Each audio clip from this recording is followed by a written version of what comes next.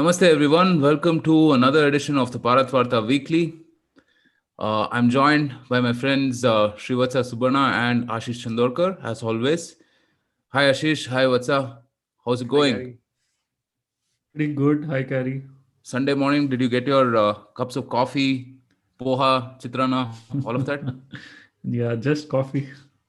Yeah, but missing cricket right now. So Great sacrifices that we have to do to bring the news and events of the past week to our audience. Well, it was a pretty somber week, I would say, last week. So we have a roundup of 4 or 5 things that we thought was interesting to discuss. Before that, let's talk about the episodes that we put out. Just give me a second. Yeah, let's talk about the episodes that we put out last week. Couple of really interesting episodes. The first one was a deep dive on agriculture with perhaps someone who has the best perspective on this subject, most fascinating perspective on this subject, Mr. Shivkumar Surampudi. He's operated in this whole agri business for about 3 or 4 decades, and is considered a stalwart in the Indian industry as such. Ashish, any specific things that you thought interesting in this podcast? so I quite enjoyed listening to this one. So Mr. Shivakumar is also the architect for e-Chopal, which was perhaps the first large technology-led intervention in Indian agriculture and bulk sourcing of farm produce. And his experience has been actually taught in B schools, has been written about in media, etc., very extensively. So he's also been talking about these reforms which have recently been announced for a long time. And as such, the insights which he gave were really very useful and very pragmatic. And the what struck me was that he said that technology startups or agri-tech, as we say, will be the Mm. play going forward. And a lot more Indian companies will get a chance to really make it big in that space, which no one really has thought about today, right? Like in terms of a B2B technology intervention. So pretty interesting, and I Yeah, would actually recommend everyone to listen to that podcast. yeah. And then we had Vatsa hosting Karan and Nirav on this again a very nice podcast on banking regulation. Vatsa, anything that stood out specifically? Yeah, so this was, a very interesting discussion that we had where we covered the recommendations of the RBI Committee on Banking Regulation. We also spoke about, the structure of banks. Should corporates be allowed? So overall, I think, one thing is for certain that banking, like other industries, Ashish just mentioned agriculture, but banking is going to go through a similar churn in this coming decade.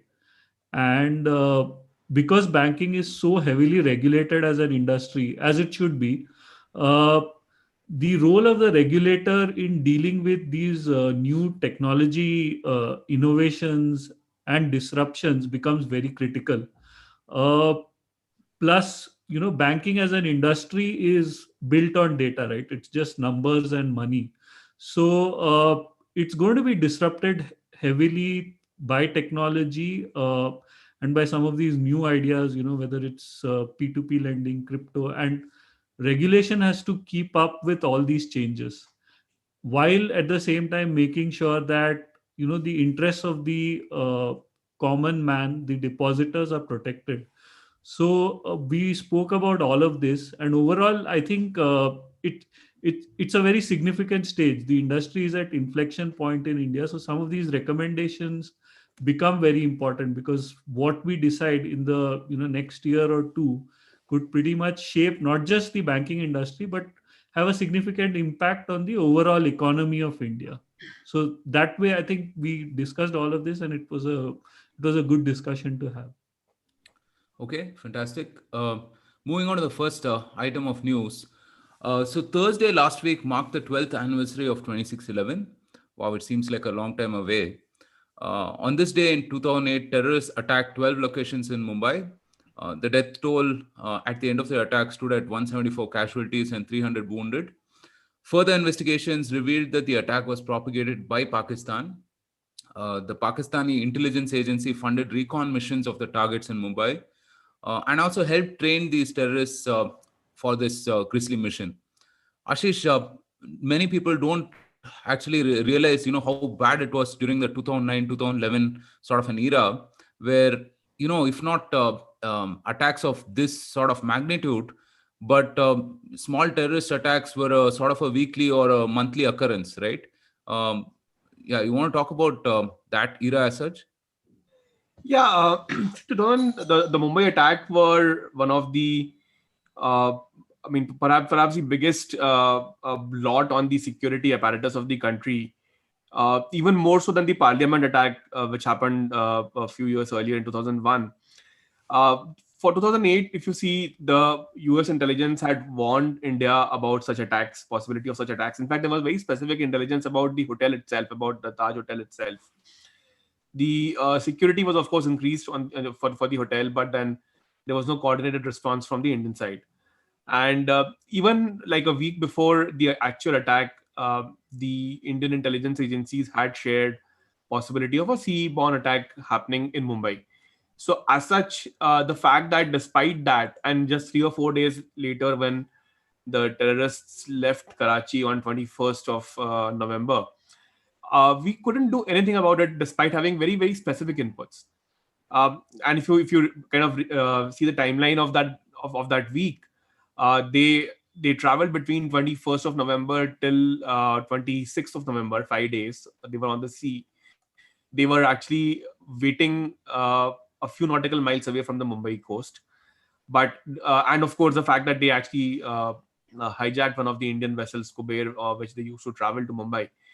None of this was intercepted, right? And there were 5 days that were available. And even later, like the terrorists, when they landed in Mumbai around 8:30 p.m. that night, they still had a couple of hours before they went to all different locations. So we couldn't respond at all, and it just kind of completely exposed the lack of coordination between the agencies in India. And that is quite grisly, because if you look at that year, in 2008, we've already had a whole bunch of attacks already in that year. I mean, there was an attack in Rampur on the very first day of the year in 2008. There were bombings in Jaipur and Bangalore in the summer months. Also in Ahmedabad, soon after Bangalore. So like I think Ahmedabad and Bangalore were spaced out by like a day, I think. Uh, and then there were two incidents in Delhi in September. There was one of them was quite big, but there were 5 bombs which went off and killed more than 30 people. Then there was a planned attack in Agartala in October. So there was a whole chain of events which was already setting off that year. And despite all of those attacks, uh, we couldn't really get our act together, which was quite shameful. But also kind of, if you really go back to the timeline, the attacks happened on 26th night, but they did not end until the morning of 29th completely. And I mean, the NSG had to be called. We all know how they traveled in best buses, etc. And the fact that two of the NSG officers lost their life. Uh, I mean, these are very, especially, I mean, highly trained individuals, and that day actually we lost 2 men because of these attacks, was again quite shocking in that sense. I mean, Major Sandeep Oni Krishnan, who lost his life in the Taj hotels, and the NSG Havaldar Commando Gajendra Singh Bisht, who lost his life in the Shabad House raid. So all in all, a pretty shameful day for India, and the fact that the culprits really haven't been taken to task. I mean, of course, due to the bravery of the assistant sub-inspector Tukaram Omble, we got our hands on one of the culprits, Ajmal Kasab, who's buried not very far away from my home in Pune, in the Yarwada jail. Um, and had we not caught him alive, that would have been a very different political turn to the events for this decade. So I just hope that we learn lessons in terms of security apparatus being strengthened, intelligence being shared, and of course, like the fact that, I mean, the proof of the pudding is that these attacks don't reoccur, right? Like Yeah. as it happens in the matters of security, when something doesn't happen, that's success. So we would not really know about what the conspiracies are and what is going on currently. But let's Hmm. just hope that it stays like that, and in case such situations arise in future, we respond much better. Yeah. I'll just add on to that. I think Ashish just covered, the major points. One of the good things that came out, that happened after the attack was, the role of Navy and Coast Guard in terms of security was clearly segregated.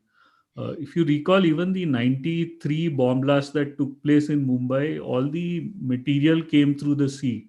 So that's an area, that's a route that has been used earlier as well, to attack Mumbai. And unfortunately, not a lot changed between 93 and 2008 in terms of the way, our territorial waters were being monitored. uh, the other thing that Ashish mentioned around, having people having to travel on, security forces having to travel on buses and so on. It's good that we are investing in some, mass transit systems like metro and so on, so that the responders can reach far more quickly in case of such a situation. Overall, it's about sharing, intelligence, as Ashish said, but also quickening decision making and making sure that attacks, if they happen, are contained to a small area instead of, letting them spread over, pretty much across South Mumbai, as it happened in 2008. Right. And I would encourage anyone who is interested to understand the intelligence failings to read RVS Mani's book, "The Myth on Hindu Terror," where he details all of these things. I mean, it'll definitely jar you, the amount of details in it, right? So, all right, moving on. Cyclone Nivar made landfall in Tamil Nadu. At least 4 people were killed. The cyclone wreaked havoc in 18 districts of Tamil Nadu, causing widespread damage. Over 2,000 trees were uprooted, along with about 100 transformers, 2,900 electric poles. Wind speeds reached in excess of 120 to 130 kilometers per hour. Wow. The Chief Minister K. Palaniswamy announced a 10 lakh each to the family of the victims. He also offered compensation to cattle owners whose animals had died in the storm. What's up? Do you think we handled this better this time? Yeah, I think if you compare to, see, the thing is, no two cyclones or natural disasters are going to be the same. So there is obviously some amount of luck involved in terms of, you know, especially in coastal regions when it comes to rain and all, whether there is a high tide, how quickly the water can drain and so on. But in terms of preparation, I think the Tamil Nadu government seems to have learned its lessons, uh, because they handled this much better. We hardly saw any loss of life. There were 3 people who died, I think, which increased to 4.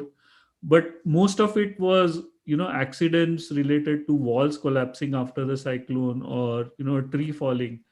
And warnings are given to people to not venture out even after the cyclone is over, because the wind speeds are still high. So there is always a risk of such accidents happening.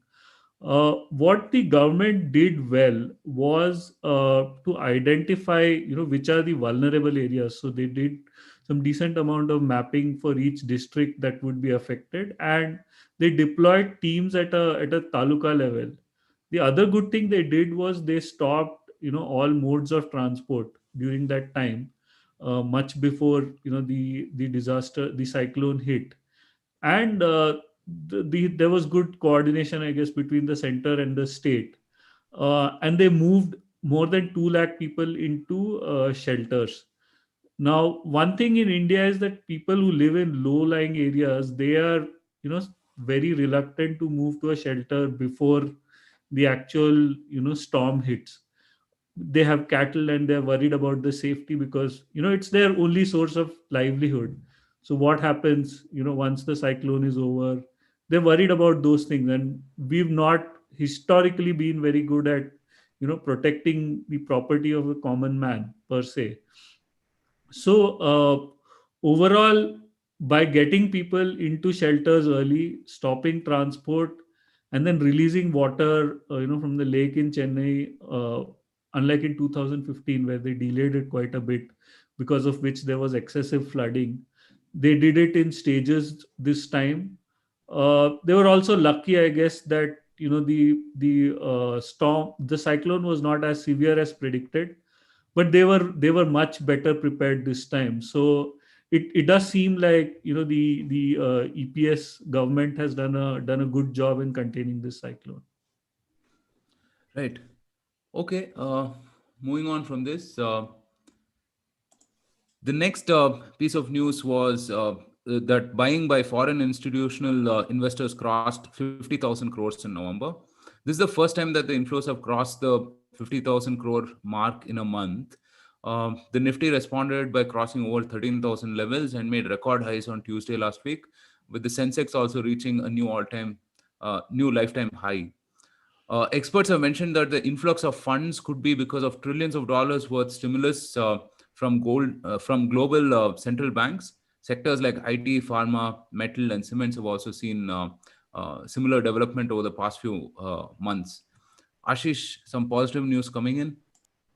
Yeah, the news on economy has actually been generally positive.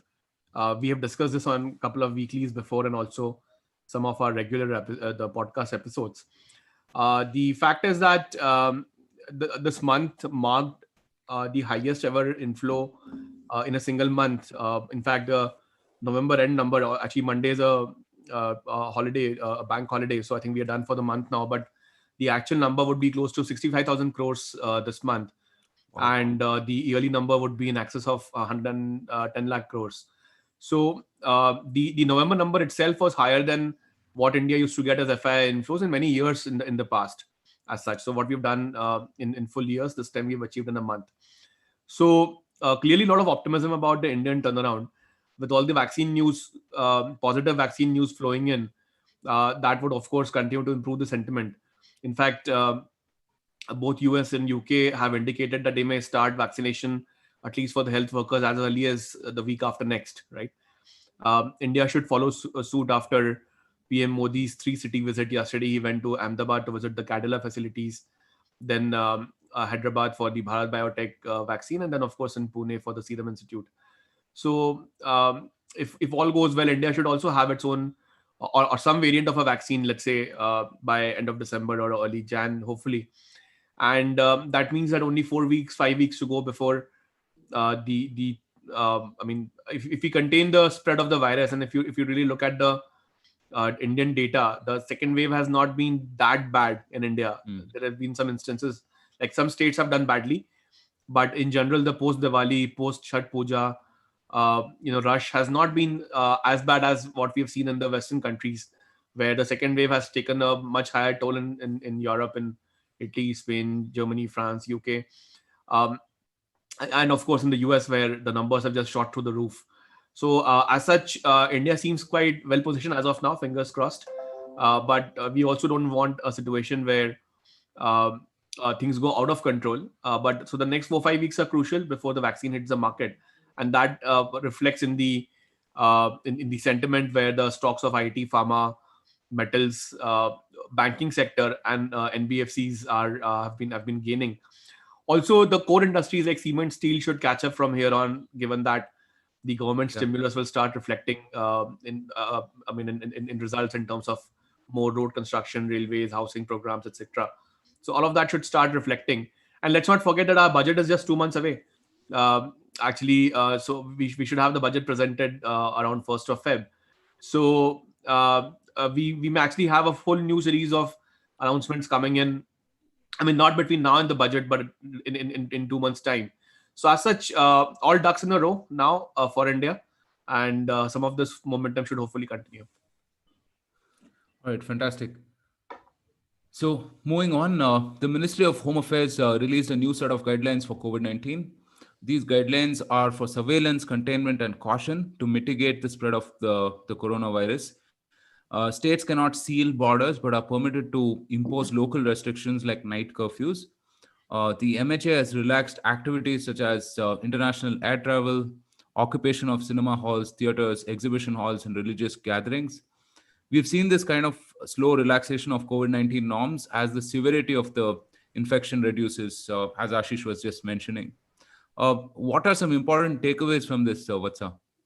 So I think there are two or three main takeaways. The first is that we are at a stage where the COVID situation has kind of stabilized. It's not gotten worse, as Ashish mentioned, with even with all the festive season and gatherings happening. I think the key word here is consolidation. So the central government wants to make sure that states don't squander the gains that have accrued till now in terms of reducing infection and falling cases. The fall in active cases, it was some 10 lakhs in September, and now we are at around 4.5 lakhs. So that's a fairly substantial fall, which is why the government continues to encourage restrictions in terms of making sure that more people can work from home, and in case having people sort of work in shifts so that there is less chance of spread. In addition, they want states to make sure that controls such as masks are strictly enforced. uh, we've seen an improvement in behavior in terms of people wearing masks, and that has definitely contributed to reducing the number of cases. Also, while on one side these controls exist, to also make sure that economic activity does not suffer outside the containment zones. uh, that's where some of the things you mentioned around cinema halls and theaters operating at 50% activities, exhibition halls, and so on, right? So that's a step in the forward direction. The key thing for me was asking states to consult with the central government before imposing lockdown. Far too often in the last 6-7 months, what we have seen is this behavior by state governments where they've gone ahead and imposed lockdowns, uh, because of a spread.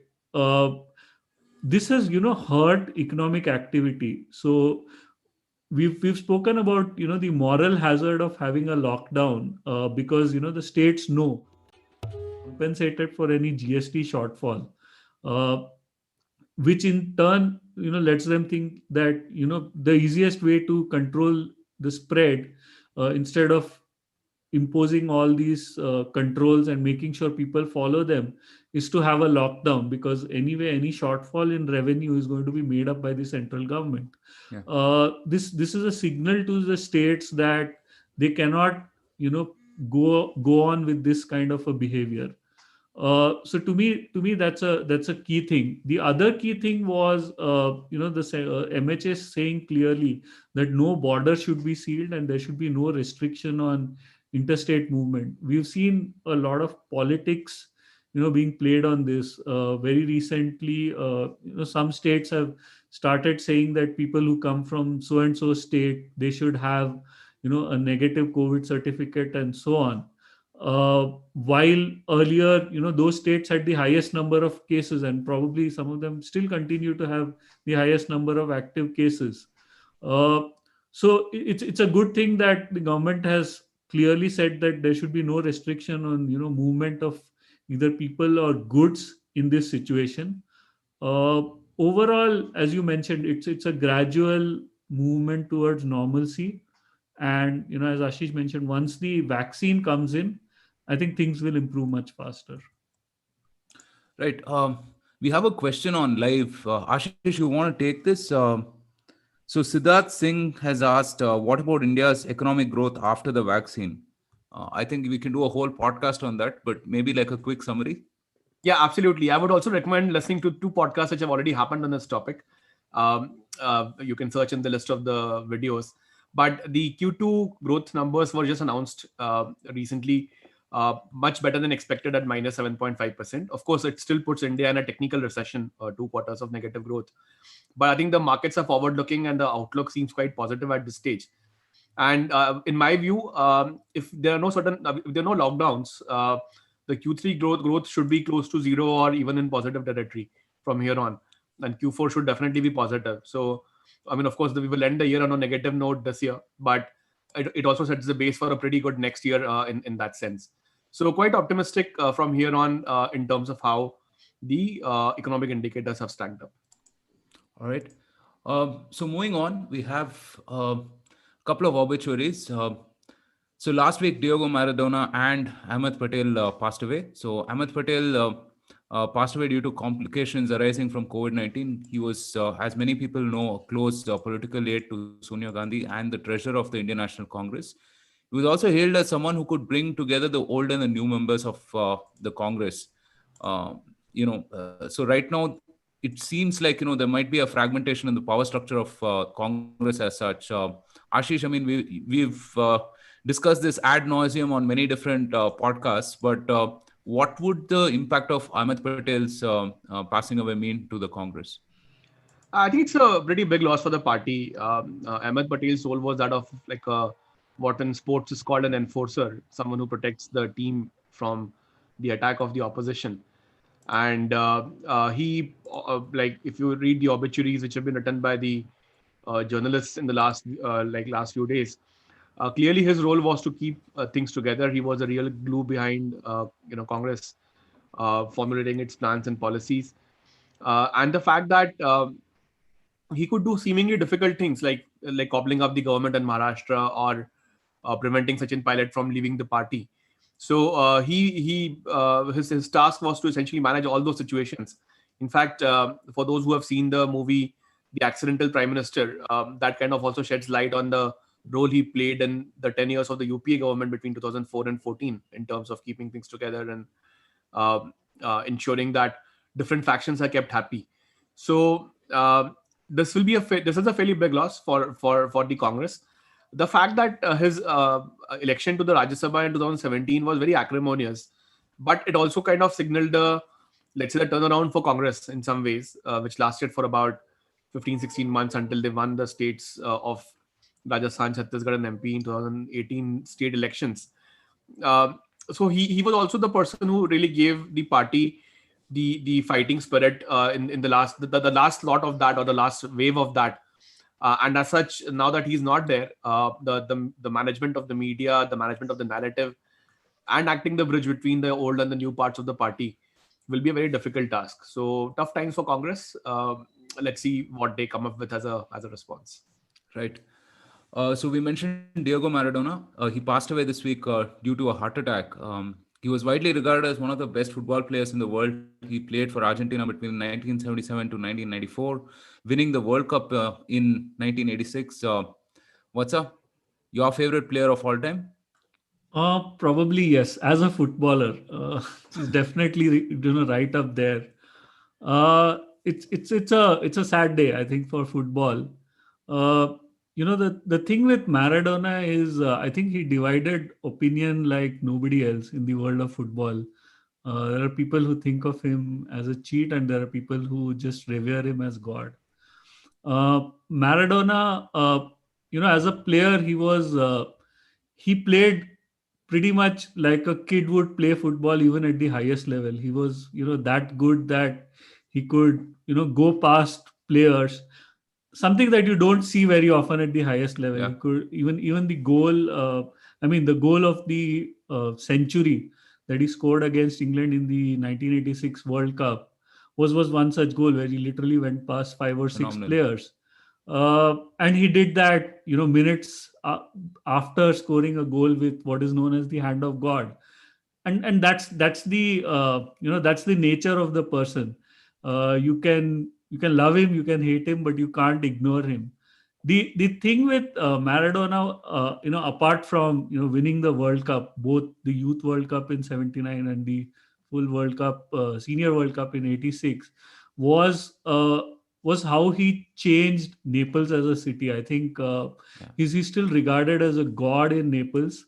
I mean, till the time he came in, no club south of Rome had ever won the Serie A. He changed that in 6 or 7 seasons. They won the Scudetto thrice. They won the Coppa Italia, and he took them to the UEFA Cup.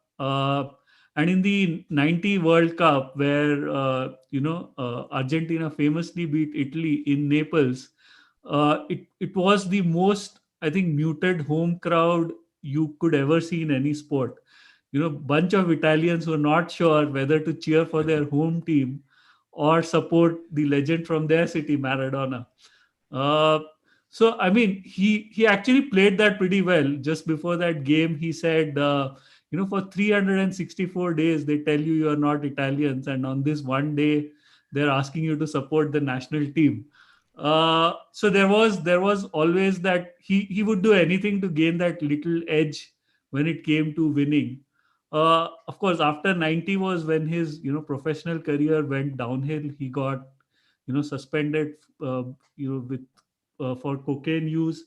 He came back a lot fitter in the 94 World Cup, but again he got banned for a banned substance. So after which he retired. The other interesting thing about Maradona is that even though he scored that hand of God goal against England, he was still loved by the English footballers. So if you look at Twitter, Gary Lineker has remembered Diego Maradona very fondly, even though he was on the opposing side of that hand of God goal. And in 2008, when Maradona was the coach of the Argentine team, and he had come over to England to have a look at some of his players, you found that the English players at both clubs like Manchester United and Liverpool, where the Argentinian players were, people like Tevez, Mascherano, and so on, they were literally queuing up to get autographs from him, take pictures from him. And these were players who would have been 6, 7, 8 years ago when the hand of God goal happened, but doesn't really matter. So he kind of transcended some of those boundaries, and they still loved him. uh yeah, I mean, so he was a flawed genius, and he will be remembered as a flawed genius, and he would definitely be And loved any all over other the world. individual challenge? I think meanwhile here Bengal and Kerala have to figure out to which state he actually belongs. I think they're still fighting over that on Twitter. Fantastic. Fantastic obituary. All right, so that's a good note to end the weekly on. So thank you so much for choosing to skip the news and watch the weekly instead. Ashish, Vatsa, any final thoughts? Look forward to the cricket match now. Yeah, All right, hopefully that's we my don't cue to get end trashed the. again, but yeah. Yeah, that's my cue to end the weekly. All right, thank you so much, everyone, and more content, more very interesting content coming up this week. Stay tuned. Bye.